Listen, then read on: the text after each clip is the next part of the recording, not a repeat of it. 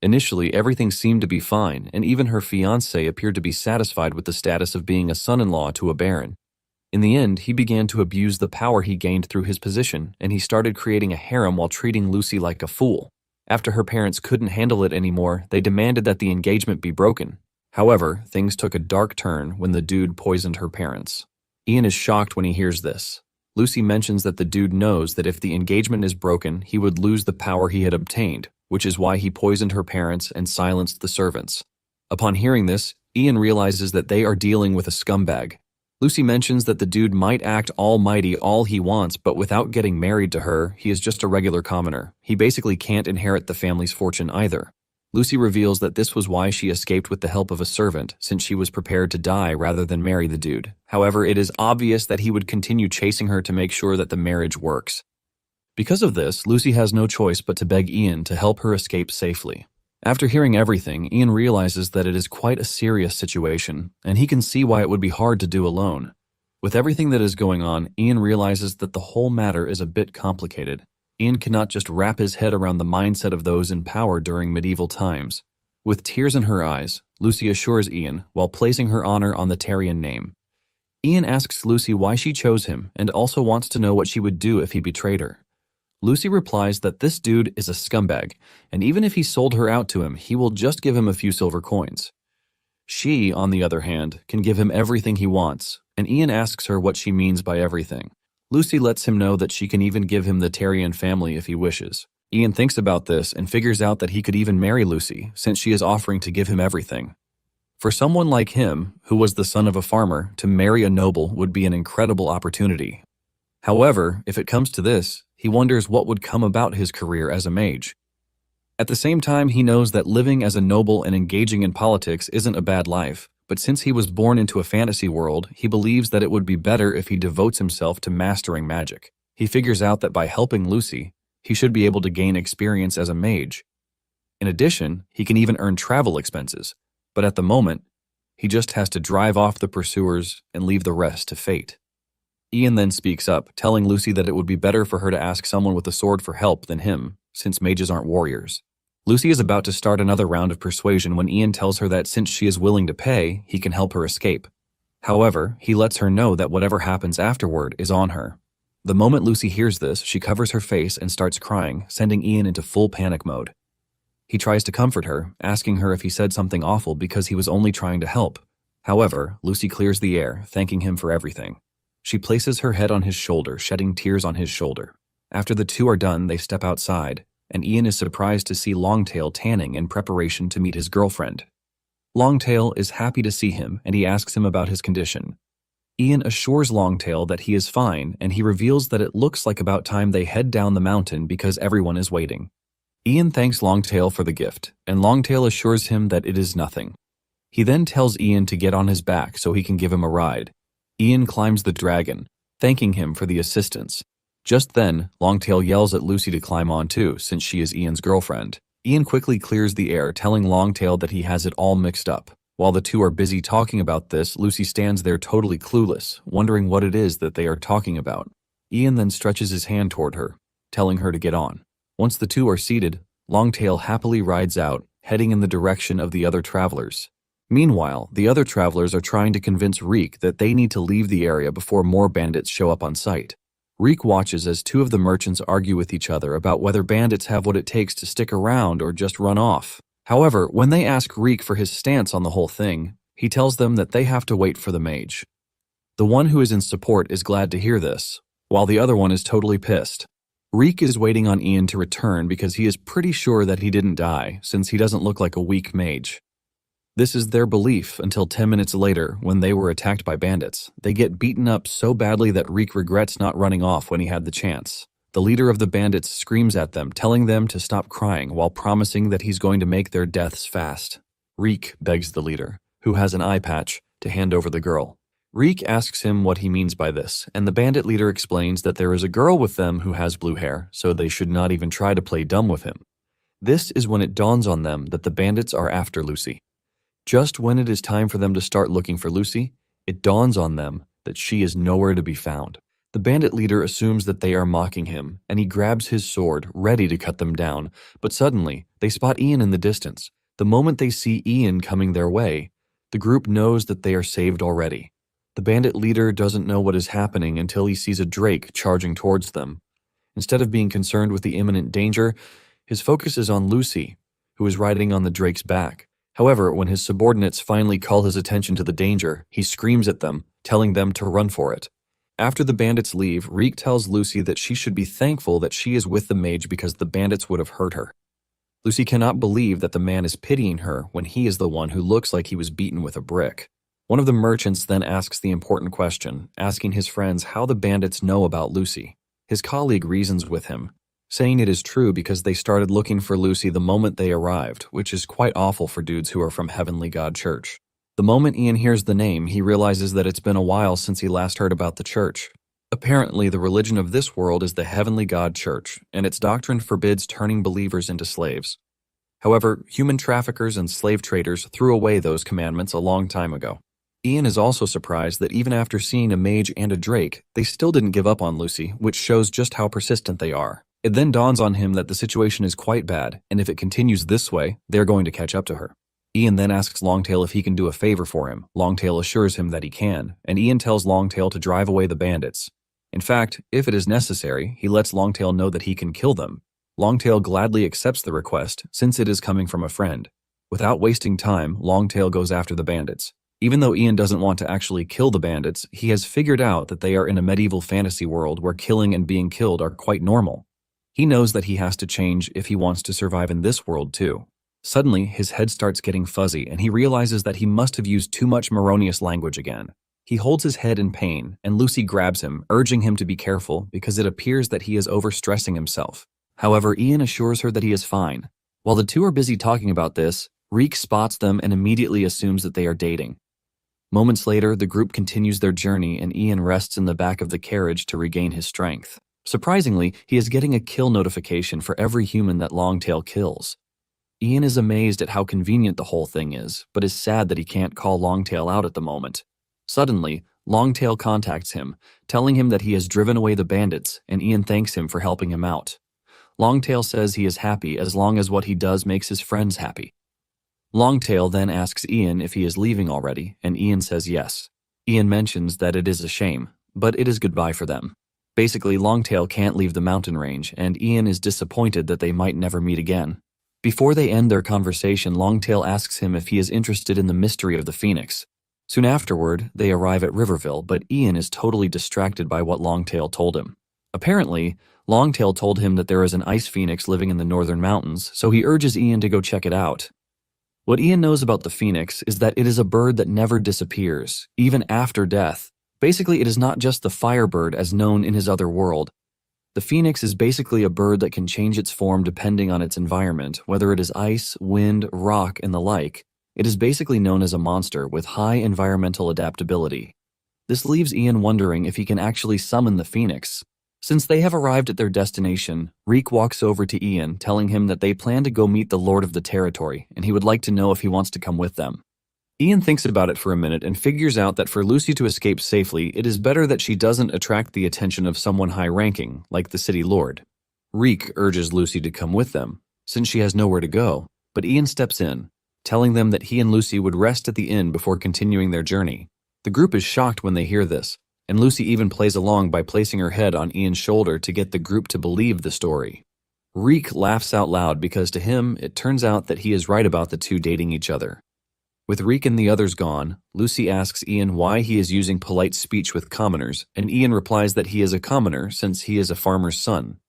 Lucy then reminds him that he is now a mage, and Ian replies that he is choosing this path since his master did the same. He is basically looking to emulate his master, who is friendly and polite. Ian asks Lucy what her next plan is, and she reveals that she is looking to meet Count Katina, who is her uncle from her mother's side. Lucy is pretty sure that her uncle would help her once she explains her situation to him. Ian points out that it must have been that her mother and the Count are close, and Lucy says it can be compared to that. However, Lucy's reluctance tells Ian that the uncle might not even be the best choice. He then asks Lucy if there is anyone else besides her uncle that she can trust, and Lucy yells at him, asking him if he is seriously doubting her uncle. Lucy claims that her uncle is the most trustworthy person in the world. Ian is shocked to see her defending her uncle so much, and he concludes that her uncle is a really good person. Lucy says her uncle is much better than someone she doesn't know at all because everyone else would probably try to marry her.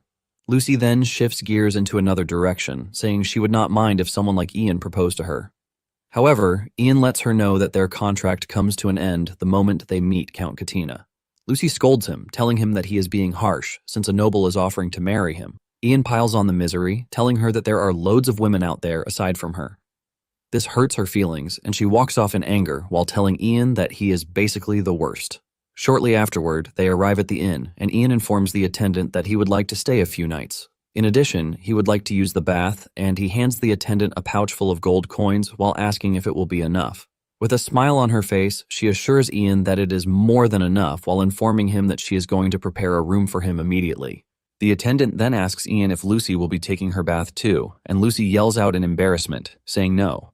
Ian asks her if she is rejecting the offer because she thinks the water is also going to get dirty, and Lucy says this is just part of it. Lucy asks him if she really has to say it out loud for him, and Ian just stares at her in total confusion since he has no idea what she is even talking about. Ian finally understands where the problem is. He finds out that the bath is in the open, and he quickly tells Lucy that she doesn't have to come with him, saying he is going to go in the bath alone. Just then, Ian notices that a bunch of suspicious men are in the room, and they are all staring at Lucy. He quickly orders her to put on her robe. Instead of doing what she is told, she is still arguing with him for using her real name, but Ian just forces her to put on the robe to cover her face while telling her she is annoying. However, the suspicious guys have already gotten a good look at her face, and they are all looking to have a taste of her. The dudes are already discussing among themselves, talking about how beautiful Lucy is. They even compare her beauty to that of an angel, and they believe that she is vulnerable since she has just one scrawny dude with her. They plan to snatch her up so that they can have some fun with her, and since it appears that Ian and Lucy won't stay long, the group figures out that they have to kidnap her that very day. Meanwhile, Reek is meeting with the city lord, Baron Kaltz, concerning business in the city. Kaltz urges Reek not to cause any trouble, and Reek assures him that he won't. Just then, Reek remembers that from what he heard, he can spend time in the castle if he gets on the Baron's good side. It immediately dawns on him that he can actually tell the lord about Ian to get on his good side. Reek then tells Kaltz that there is something he would like to tell him, and the Lord asks him what it is. Reek starts by saying it is supposed to be a secret, but because of his respect for the Lord, he couldn't keep quiet.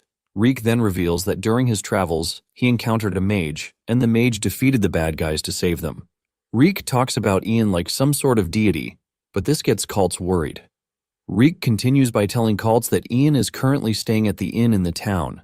Kaltz freaks out, asking Reek what it is that he is trying to say. Basically, Kaltz is worried that if the mage throws a tantrum and unleashes a drake on the territory, it is going to end in chaos. In fact, the whole region could get wiped out. To make it worse, there is already a group of absolute maniacs who are currently residing in town, and they are the Holy Santiago Knights. These knights are a group who have taken up arms out of the desire to serve God. They are basically monks and martial artists. However, rather than fighting wars, they hunt for demons and monsters, and they proclaim themselves the protectors of humanity. Kaltz is worried that hell is going to let loose if the mage and the knights are to cross paths. In panic, Kaltz calls on his commander, telling him to give Reek a room, adding that he should also summon the Santiago Knights to the castle. Apparently, in his head, he believes that the knights would be easier to reason with than a crazy mage. Back at the inn, Ian and Lucy are having their meal when Ian offers to go prepare the bathwater since it appears that the attendant is really busy. Ian tells Lucy to go upstairs immediately after she finishes her food. Unknown to them, the suspicious men already have their eyes on Lucy. After she is done eating, she takes the stairs, heading to her room, but she is suddenly approached by the suspicious men. They approach her in a cool way to make sure she doesn't suspect anything, and they tell Lucy that Ian, who is her companion, is the one who hired them. The dude flashes off a gold coin, saying Ian asked them to bring her to the docks. Lucy is surprised to hear this, since she thought Ian was taking his bath. The bad guy then tells Lucy that there was some kind of incident right as he went to the backyard to bathe. Lucy freaks out because she believes that the bandits have tracked her down to the town.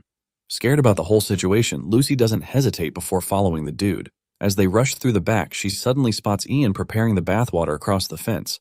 Lucy is shocked to see this, but before she can even do anything, they put a sack over her. She starts screaming in the sack, calling Ian's name. Ian hears her voice, but before he can even do anything, one of the bad guys rushes over to attack him. Ian dodges the strike, causing the dude to trip and crash to the ground. Ian figures out that the dudes are not from Lucy's fiancé. By the time he gets up to try to chase down the bad guys, one of them blocks his path. Ian angrily attacks the dude with wind magic, but he has a limit to what he can do since he is still exhausted from the magic he's used. Ian then decides to find the mystery that is currently willing to lend a hand, and the darkness offers to help. Without hesitation, Ian calls down darkness on the dudes, freaking them out. With him being the only one who can see the situation, he arms himself with a stick and starts beating the dudes so hard. While the dude is screaming for help, Ian suddenly spots some dudes coming in the distance, and he figures out that the dude called for backup. The darkness soon vanishes, and Ian yells at the bad guy, asking him where they took Lucy. Suddenly, a knife flies past Ian's head, hitting the board behind him. Ian looks forward and sees a bunch of stern-looking men walking towards him, led by a scary old man, asking him if he was the one who summoned the darkness that they just witnessed. It turns out that the group is the feared Santiago Knights. Ian confidently replies that he is the one who summoned the darkness. Even though Ian looks bold, he can sense an immense bloodthirst from the old man. The bad guy immediately uses this to his advantage, begging the Knights to save him from Ian. He claims that Ian was trying to kill him for no reason, and hearing this only makes Ian angrier. The old man then says everything makes perfect sense now that he knows that he is a mage. Ian asks him what he means by this, and the old man replies that this is how mages like to do their things. The old man claims that mages are beings who do whatever they please. Ian loses it when he hears this because he doesn't want to believe that the dude has such a trash image in his head about mages. Ian yells at the old man, telling him to stop saying trash. Ian mentions that the bad guy was the one who attacked him first, and he doesn't even see any reason why he would start beating someone up for no reason. Before Ian knows it, he realizes that he has crashed out on the group, and he becomes worried because he is going to be in danger if the old man starts swinging his sword. Surprisingly, the old man tells Ian that he appears to be a skilled mage because of how he speaks. Basically, having a foul mouth in this world is proof of high skill. One of the knights then cuts in, saying Ian might be skilled, but this doesn't mean he should have used evil magic. Ian asks him what he means by evil magic, and he replies that obscuring the surroundings with darkness is evil because it implies hiding from the sun, the eye of the heavens. The dude claims that hiding in the darkness is a despicable act. Ian is shocked to hear that they are claiming that darkness is despicable because it rejects the sun. Ian immediately figures out that they are believers of the Heavenly God Church because of how they speak.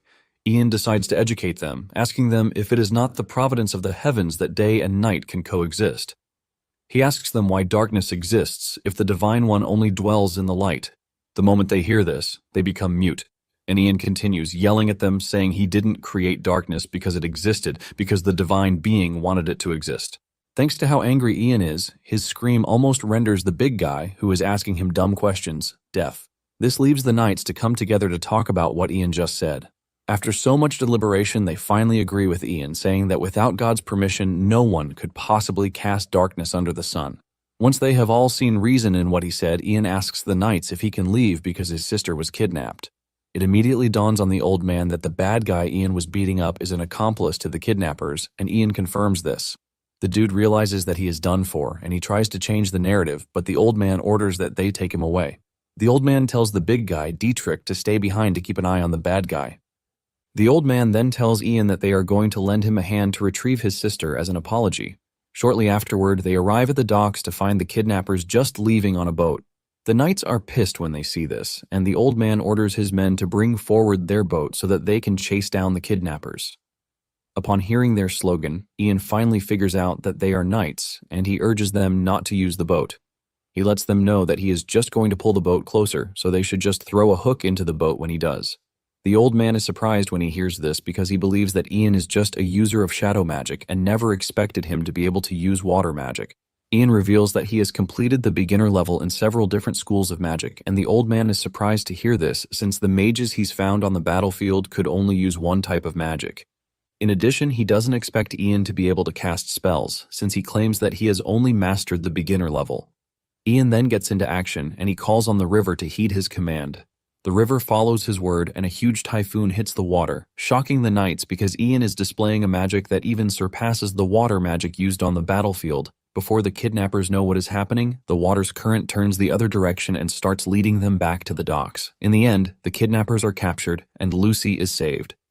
Lucy rushes into Ian's arms while screaming out his name with tears in her eyes. Ian doesn't know how he's going to react to this until the old man scolds him, reminding him that his sister is currently crying in his arms. Ian then pets Lucy, saying he understands that she must have been through some rough times. Even while comforting her, all he can think about is how he's going to go back to the inn to take a bath. Little does he know that having a peaceful bath in this world is not as easy as he thinks. Later on, Ian is having his bath, and unknown to him, the Lord's eldest son, Bernard, is rushing in his direction with his knight, Hansen. It turns out that he has seen the smoke from the bath, and it has gotten his attention.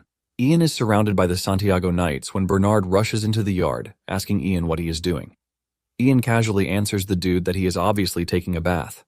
Bernard almost loses his mind when he hears this because even the imperial people rarely bathe except on special occasions. He believes that he deserves to receive a report as the eldest son of the town. While Bernard is raging, the old man Ruda comes in to try to calm the situation. However, Bernard tells him to screw off because he was asking Ian a question, not him. Ruda then tells Bernard to calm down because Ian is actually a mage. Instead of backing down, Bernard proceeds to do something unusual, and he tells Ian to get out of the bath to greet him personally. Ian is not surprised because in this world there is a noble culture called mage baiting. It is a procedure where a noble provokes a mage just to confirm their power. A mage who responds to this calmly is considered to be a weak mage, but a mage who crashes out is considered truly powerful. The moment Ian figures out that Bernard is trying to mage bait him, he decides to play the game, and he refuses Bernard's instruction to step out of the bath. Bernard loses his mind when he hears this, and he yells at Ian, asking him if he is seriously refusing him. Ian calmly asks him why he should answer him, and Bernard tells Hansen to drag Ian out of the bath. Since Bernard is still putting on an act, Ian decides to take things even more seriously. He stands up in the bath and displays a scary magic power that puts fear in Bernard and Hansen. Bernard quickly begs Ian, telling him to stop because he has finally seen enough of his power. Ian smiles because he is pretty sure that something like this would make Bernard back down. However, Bernard crashes to the ground and starts crying like a baby, leaving Ian to wonder if he went too far. At this point, he is already scared that the Lord might even execute him. The following day, Ian is summoned to the castle, and instead of Colt executing Ian, he actually apologizes for the trouble his son caused him. Colt then asks about Lucy, and Ian reveals that she is at the inn. Ian doesn't see any reason why he should unnecessarily show Lucy's face, which is why he left her at the inn for Ruda and the others to watch over her. Colt then asks Ian for his master's name, and he reveals that it is Eridus. It appears that Colt knows who she is, and he asks if she is headed south. Ian confirms this, saying this is where the Magic University is located. Colt is surprised to hear that she didn't head toward the Duchy of Palgar or the Duchy of Roxlan. Ian asks him what he means by this, and he replies that things have been tense as of late. Apparently, the Duchy of Palgar is targeting Roxlan, which means that there might be a war. Colt then asks Ian if he is also heading south, but Ian lets him know that he is heading east in search of mysteries. Since this is the case, the man offers to give Ian a gift. Ian is surprised, and he wonders what the gift might be. Moments later, a big chest is brought forward, and Ian asks Colt what is inside it. He tells him to open it, and Ian opens the box to check it out. Ian is blown away when he opens the box to find out that it is a staff. Colt mentions that it is a staff that was once used by a certain aeromancer, and it is called Windwalker.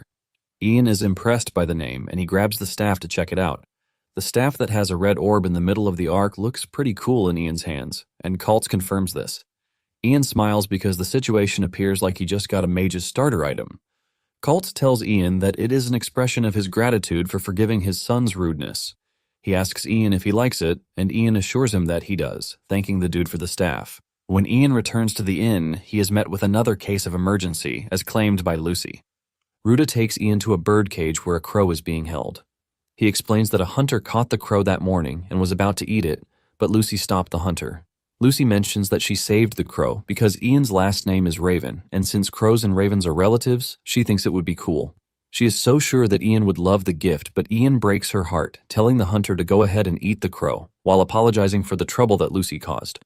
Ian scolds Lucy, reminding her that he is the mage in the situation and doesn't even understand what she is talking about. The hunter rushes over to the cage, thanking Ian for clearing the air as he is now ready to grill the crow.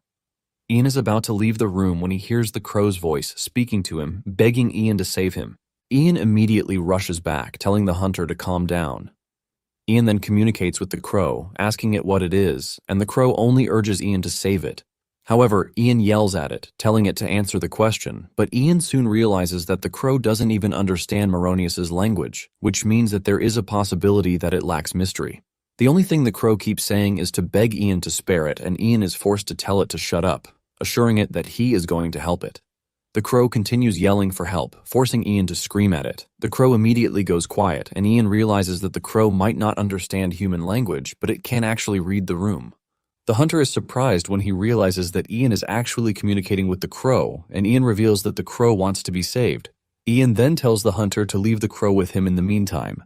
And this gladdens Lucy's heart because her wish finally came through. Ruta commends Lucy, saying this basically means that she can see mystery too. Lucy rides the wave, saying she has never studied magic, but it appears that she has talent for it. Later on, Ian wraps a bandage around the crow's broken wing so it can heal. Lucy asks Ian what he plans to do with the crow. She wants to know if he is going to hand it back over to the hunters, but Ian knows he can't do this, since the hunters will just eat it. Just then, the crow climbs onto his arm and it speaks to Ian, urging him not to abandon it because the people in the area are pretty scary. Seeing how troubled the crow is, Ian places the crow on his shoulder.